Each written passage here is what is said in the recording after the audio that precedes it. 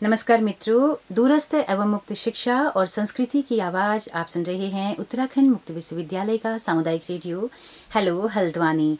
हमारे साथ मौजूद हैं डॉक्टर खीमानंद बिनवाल जी। आप लक्ष्मण सिंह महर परिसर पिथौरागढ़ में हिंदी की फैकल्टी हैं। सर, बहुत बहुत स्वागत है आपका। जी, आप यहाँ पे मूल्यांकन के लिए पिछले 2-3 दिनों से मौजूद हैं, तो हमें लगा कि क्यों ना आपका जो शोध का जो विषय था उस पर हम लोग बातचीत करें कि हिंदी उपन्यासों में पहाड़ी जीवन का जो चित्रण हुआ है, संघर्षों का, उस पर आपने शोध किया। तो हम चाहते हैं कि थोड़ा बताइए सर, किस किस काल खंड को आपने लिया। सबसे पहले तो मैम मैं धन्यवाद करना चाहता हूँ हेलो हल्द्वानी 91.2 FM। मैं लगातार श्रोता रहा हूँ आपके इस FM रेडियो का, और अलग अलग विद्वानों को मैंने इससे सुना है, अलग अलग सांस्कृतिक कार्यक्रमों को इसमें देखा है। मैम, मेरा जो शोध का विषय है वह है हिंदी उपन्यासों में पहाड़ी जीवन, और उसके अंदर है समस्याएं और संघर्ष। उसमें भी क्या शोध को सीमित करने के लिए 1990 से वर्ष 2020 मैंने अपने शोध के अंतर्गत समय अवधि को लिया है। तो कुल 30 वर्ष की अवधि इसमें ली गई है जी। और पहाड़ी जीवन जो कहा है तो केवल उत्तराखंड के पहाड़ हैं या पूरे हिमालयी पट्टी को आपने लिया है? मैंने मुख्यतः जो हिमाचल और उत्तराखंड है उसे लिया है। उसके अलावा एक पहाड़ उपन्यास है निलय उपाध्याय जी का, बिहार पे वो है केंद्रित है, और दशरथ माझी जी के जीवन को यथार्थ रूप में चित्रित करने का काम निलय उपाध्याय जी ने किया है, इसलिए वह भी मेरे शोध में एक संदर्भ ग्रंथ के रूप में आए हैं। जी जी। तो कितना चुनौतीपूर्ण था, कैसे कैसे आपने तैयारी की? थोड़ा सा हमारे रिसर्च स्कॉलर के लिए भी ये एपिसोड कुछ उपयोगी बने कि कैसे एक शोध किया जाना चाहिए। कितना लिटरेचर रिव्यू आपने किया? मैंने सबसे पहले जब मैंने शोध विषय का चयन किया था तो शोध विषय मेरा थोड़ा विस्तृत था। दरअसल मेरे शोध का पूरी तरह विषय जो था उसमें समयावधि नहीं थी, और उसमें लेकिन लेखक लिए गए थे। लेखक 4 लेखक जो लिए थे वो पुरोधा लेखक हैं, शैलेश मटियानी जी, शिवानी जी, विद्यासागर नौटियाल जी, और हिमाचल से आसार हरनौट जी। अच्छा।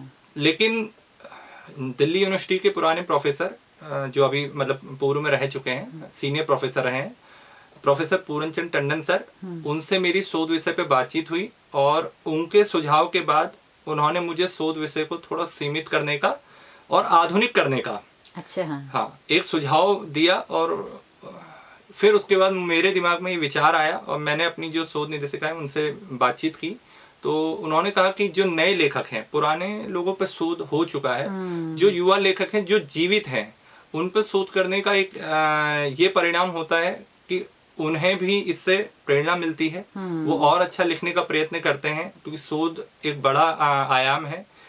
तो उसके अलावा साक्षात्कार उनसे संभव हो पाता है, और हम उनके जो व्यक्तिगत अनुभव हैं उन्हें भी हम जान सकते हैं। तो इसलिए मुझे विषय बदलने के बाद मैंने ये लिया। जो अभी शोध कर रहे हैं उन्हें मेरा एक सुझाव है कि शोध को मौलिक बनाने के लिए आपको उसमें से कुछ एक बिंदु मुख्य रूप से चुनने की जरूरत है। देखिए, शोध बहुत ज्यादा हुआ था और कहीं ना कहीं आंचलिकता को लेकर बहुत ज्यादा शोध हुआ था, लेकिन समस्याएं और संघर्षों को लेकर शोध नहीं हुआ था। तो हमारे जो पहाड़ी क्षेत्र हैं इनमें कुछ समस्याएं जो सामान्य रूप से हर जगह होती हैं, लेकिन कुछ जो समस्याएं हैं वो मूल रूप से सिर्फ पहाड़ी क्षेत्रों में ही होती है। और इसके अलावा जो मेरे शोध में मौलिकता जो सबसे पहले है वो यह कि हिंदी उपन्यासों में पहाड़ी शब्द सबसे पहले कहाँ आया, ये मैंने अपने शोध के अंतर्गत बताया है। अच्छा। तो उपन्यासों में जो पहाड़ी जो शब्द आया पहाड़ी अंचल करके, वह शब्द देखिए आमतौर पे ग्रामीण अंचल मान लेते हैं, लेकिन ग्रामीण क्या है, मैदान के गांव में भी ग्रामीण अंचल ही माना जाता है। थोड़ा सा दोनों में अंतर है, ये भी मैंने अपने शोध में मौलिकता के रूप में दर्शाया है। उसके अलावा वनांचल और पहाड़ी अंचल दोनों में थोड़ा थोड़ा सिमिलरिटी, उसके बावजूद भी वो दोनों एक दूसरे से भिन्न है, ये भी मैंने अपने शोध के अंदर प्रस्तुत करने का कार्य किया है।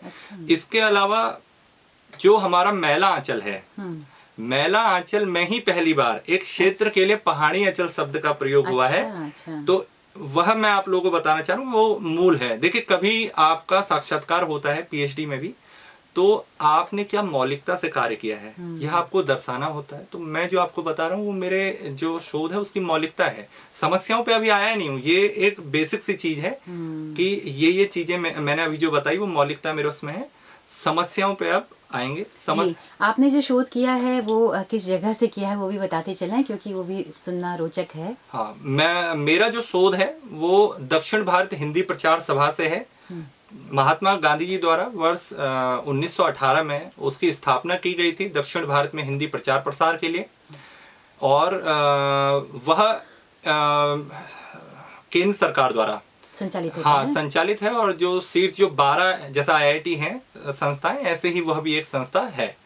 और उसमें मेरी जो वहाँ पे क्या बीए एमए भी हिंदी में होता है जी, या विश्वविद्यालय है वो या सभा, मतलब वह उसके जितने पाठ्यक्रम हैं अनुवाद से लेके पत्रकारिता, बीए एमए एमफिल होता था और पीएचडी, और यहाँ तक कि बाद में डिलीट भी वहां से कुछ लोगों ने किया है केवल हिंदी में। हाँ हिंदी में। तो उसके अलावा जितने मेरे संज्ञान में है, एक विषय शायद शिक्षा शास्त्र के रूप में उन्होंने शुरू किया। अच्छा। जो दूरस्थ के लिए है। अच्छा। साथ साथ वहाँ क्या है, दूरस्थ शिक्षा भी चलती है और रेगुलर तो मोड इसके में भी। साल में आवेदन इसके होते होंगे इसके हाँ, लिए। जैसे लोगों को मालूम नहीं होता है जी। तो यहाँ के लिए भी अप्लाई कर सकते हैं। हाँ, वहाँ के लिए भी अप्लाई कर सकते हैं। अच्छी संस्था है। वहाँ के लिए जुलाई अगस्त माह में जैसे हर विश्वविद्यालय में निकलते हैं, ऐसे ही एक फॉर्म निकलते हैं और आपको आवेदन करना होता है। फिर एक मेरिट जारी होती है। मेरिट के बाद आपका एक साक्षात्कार होता है और उसके बाद आपको जो चुनिंदा वहाँ सीटें होंगी उसमें आपको प्रवेश प्राप्त होता है। क्या स्कॉलरशिप की भी कुछ योजना है? स्कॉलरशिप की योजना जैसे स्टेट यूनिवर्सिटीज में है उसी तरह से है। मतलब आप अगर नॉन नेट हैं और या नेट हैं तो उनके लिए ऐसी छात्रवृत्ति नहीं है। लेकिन अगर आप मतलब एससी हैं, ओबीसी हैं, या आप जेआरएफ हैं तो उनके लिए अलग अलग जो सरकारी योजनाओं के तहत है वो सब मिलता है। हाँ, छात्रवृत्तियां जी, मिलती हैं। जी। तो अब हम आते हैं कि आपने किन किन लेखकों को चुना 1990 से 2020 तक?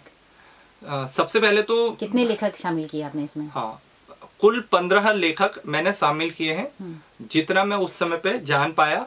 एक दो लेखक ऐसा हो सकता है कि उस बीच में मुझसे रह गए हों, लेकिन उसके अलावा बहुत से ऐसे लेखक थे जिन्हें मैंने पढ़ा और मुझे ये लगा कि उनके जो उपन्यास हैं उनमें समस्याएं नहीं है, संघर्ष नहीं है, और या प्रेम पे आश्रित है या किसी अन्य विषयों पर आश्रित है। तो उन चीजों को मैंने अपने शोध में नहीं लिया, लेकिन उसका पाठ जरूर किया है। उससे पहले मैंने पृष्ठभूमि का पाठ किया है, क्योंकि जैसे मैंने बताया कि शोध में मेरे पहले विषय शैलेश मटियानी जी थे। तो पृष्ठभूमि के लिए जो चीजें चाहिए वो मैं पहले ही 1 साल पढ़ चुका था। मैंने 1 साल गैप के बाद अपना शोध शुरू किया। तो इस चीज का मुझे फायदा ये हुआ कि शोध को लेके जो पृष्ठभूमि लिखनी थी, या मुझे जो पहले से एक अनुमान होना चाहिए था शोध करते कैसे हैं, ये मैंने विद्वान लोग जो हमारे गुरु भाई हैं या जो गुरु हैं उन लोगों से मैंने सीखा। इस मामले में नैनीताल के प्रोफेसर हैं Shrish Maurya sir, head of the department है इस समय, उनसे भी मैंने सहयोग प्राप्त किया। प्रोफेसर शेखर पाठक सर हैं विद्वान, गुरुजी का मेरे को सहयोग प्राप्त हुआ। और दिल्ली यूनिवर्सिटी से प्रोफेसर हरेंद्र असवाल हैं, सर का मुझे सहयोग प्राप्त हुआ। उसके अलावा बहुत से ऐसे लोग, मनोज सर हैं सत्यवती कॉलेज में, उनका मुझे सहयोग प्राप्त हुआ। ऐसे पूरनचंद टंडन सर का मैंने नाम लिया था, उनका मुझे सहयोग प्राप्त हुआ। प्रोफेसर अनिल राय, उनका सहयोग क्या है कि गुरु आपको मार्ग दिखाएंगे, आपने कितना उचित किया है, क्या इसमें नया कर सकते हैं, कितना मौलिकता इसमें ला सकते हैं शोध में, ये दिशा जो है वो दिखाते हैं। साथ में मेरी जो शोध निर्देशिका है डॉक्टर जी नीरजा गुरमकोंडा मैम है, तो उन्होंने भाषा को लेके जो मेरे में थोड़ी अशुद्धियां उच्चारण में या लेखन में थी उसमें सुधार करने का कार्य किया। क्योंकि मास्टर्स के बाद अगर आप शोध में आते हैं तो ऐसा नहीं है कि आप एकदम पूरी तरीके से परफेक्ट होके आ रहे हैं, तो कुछ ना कुछ आप में जो कमी है उसको निखारने का काम ही आपके गुरु करते हैं। तो मेरे गुरुओं का बड़ा आशीर्वाद। क्या बात है। और आपका विषय ये बड़ा मतलब चुनौतीपूर्ण था कि आपको केवल संघर्ष और चुनौतियां ही देखनी थी, जो उपन्यास इस पर नहीं थे उनको आपने स्किप किया। तो क्या क्या निकल के आई चीजें, कुछ उपन्यासों के नाम अगर आप बताएं। जी, क्या संघर्ष है पहाड़ों का? उस संघर्ष से भी ज्यादा पहले मैम ये जानना जरूरी है कि संघर्ष मैंने किस तरह किया। शुरुआत में मुझे ये पता नहीं था कि मुख्य बिंदु पहले से ही अलग से नोट कर लेने चाहिए। अच्छा। जो सब टाइटल के अंदर जो टाइटल है उसके आधार पे। तो शुरुआत में मैं अपने उपन्यास पढ़ते रहा, लेकिन बाद में मुझे ये समझ आया कि मुझे वह उपन्यास दोबारा पढ़ने पड़ेंगे, क्योंकि मैंने क्या है हर चीज को कहीं नोट नहीं किया है। तो मैं जो आप शोध कर रहे हैं उन्हें बताना चाहूंगा कि जो भी आपके सब टाइटल हैं और उसके अंदर जो टाइटल हैं उन सबका पहले से चिन्हित करने का, चिन्हित मैंने भी किए थे लेकिन लेखन नहीं किया। तो या तो अगर आप कंप्यूटर का यूज करते हैं तो आप उस हिसाब से फाइल्स बना सकते हैं, या आप एक कॉपी को लेके, क्योंकि मैंने तो कॉपी पे किया था, तो उस तरीके से आप उन सबको अलग अलग, जैसे मैंने अलग अलग समस्याएं उसमें चिन्हित की थी। मेरे उसमें जो 15 थे उसमें 1990 में शोध लिखा था प्रोफेसर हरेंद्र सिंह असवाल सर ने, वो था उखड़े बिखरे लोग। जब वो एमफिल में रहे होंगे तब उन्होंने जो उत्तराखंड आंदोलन चल रहा था उसमें भी सहभागिता की, और उस समय जो उनके एक अनुभव रहे हैं पहाड़ से पलायन के बाद, उखड़े बिखरे मतलब पहाड़ से पलायन के बाद किस तरह बिखर जाते हैं, जो आज जड़ों से उखड़ हाँ जाते अपनी हैं। जड़ों से उखड़ जाते हैं, जो आज के परिप्रेक्ष्य में हम लोग एहसास कर पाते हैं वो उन्होंने उस समय एहसास किया था, एक पीढ़ी पहले। उसके बाद जो नीले उपाध्याय जी का दशरथ माझी पे केंद्रित मैंने उपन्यास पहाड़ बताया था वो है। S.R. हरनौट हिमाचल के बहुत बड़े उपन्यासकार हैं, सर का एक उपन्यास मेरे शोध में है वो है हिडिंब। देखिए हिडिंब हिडिंबा से संबंधित है, आप समझ सकते हैं, हिडिंबा के भाई हिडिंब, और काही का एक उत्सव है और नड़ वहाँ एक समुदाय जाति है जो काही का उत्सव में क्या है, देवताओं के पूजन करते समय उन पे बाण चलाए जाते हैं, और उसमें उसके माँ बाप जो नड़ है मुख्य, उसके माँ बापों का निधन हो जाता है और उसका थोड़ा सा क्या आस्था से विश्वास उठ जाता है, और उस चीज का, लेकिन ये वो आयोजन हर 12 साल बाद होता है। तो जब वो थोड़ा व्यस्त हो जाता है उसकी जमीन पर नजर पड़ जाती है एक नेता की, और नेता उसे कब्जाना चाहता है, और मतलब अंत में ये है कि वह व्यक्ति समाज के लिए अपनी जमीन को दान कर देता है, हॉस्पिटल को दे देता है। और उसके अलावा डॉक्टर रमेश पोखरियाल निशंक के उपन्यास है मेजर निराला, पहाड़ से ऊंचा, प्रतिज्ञा, और है छूट गया पड़ाव का फिल्मांकन हुआ है। अच्छा। और फिल्म के रूप में देहरादून में वह चली भी है। उसके अलावा आछरी माछरी करके उपन्यास है हरिसुमन बिष्ट जी का, और उसके अलावा एकांत के वे पल है, और सिसकते पहाड़ उपन्यास है रड़ीराम गढ़वाली जी का। रड़ीराम गढ़वाली जी सेवानिवृत्त हैं सेना से, और कथा उनका कहानी गद्य में बहुत अच्छा है।